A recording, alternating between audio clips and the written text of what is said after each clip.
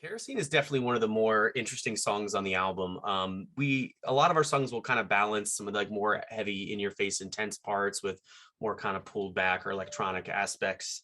Kerosene was one of the songs I think throughout the entire writing process, all of us were like, we really like this one. And it's a kind of directly in your face. It's like a freight train that just does not stop the whole way through.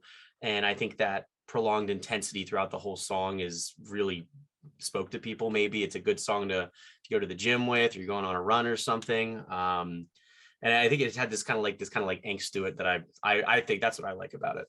I think when we were writing that song, Doug and I were saying, because we do use a lot of like synth and kind of pop sensibilities within the record.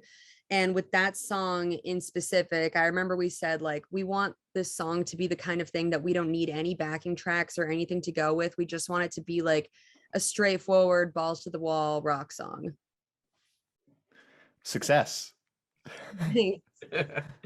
Yeah, that was the song that like all of us, we all kind of like, I mean, the album's 10 songs long. We were all kind of choosing like, what are our favorites? If we had to rank some, in order of importance, like what do we want to make music videos for? What do we want to, in terms of like marketing, what do we want to sink our time into?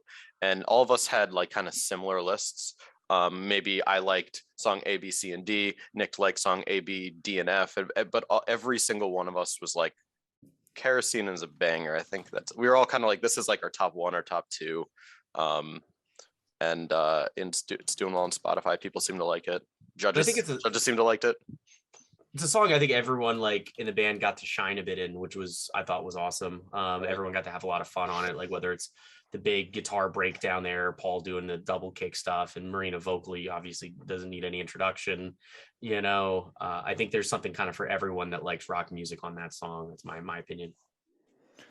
Yeah, and as Marina's vocal coach, I take a lot of pride in how well she sounded in that song, and like it's and me, Doug, and Paul got to do gag vocals on that too. So true. Those are always fun. We're singing, quote unquote. Yeah, on that real team singing effort on that one. Yeah, lush, rich harmonies.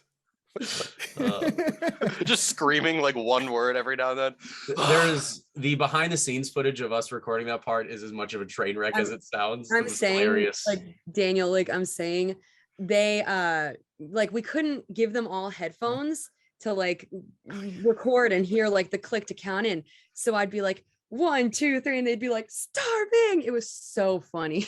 Even adding to that, so there was, right, as she said, there was one set of like headphones where you can hear the click go, right? And so we're all trying to keep time, but there's only one click. So she's like slapping our backs. Tapping her back. And I think she's hitting me, and then I'm hitting Doug. And it's like, and like I'm a drummer, so I'm used to like the click, like I live in the click. So, but it's a little harder when you have multiple people. It's like a game of telephone. Nothing quite works right. So it took about 500 takes. It was hilarious. It was funny. Yeah. It was definitely a highlight of a memory of recording the album.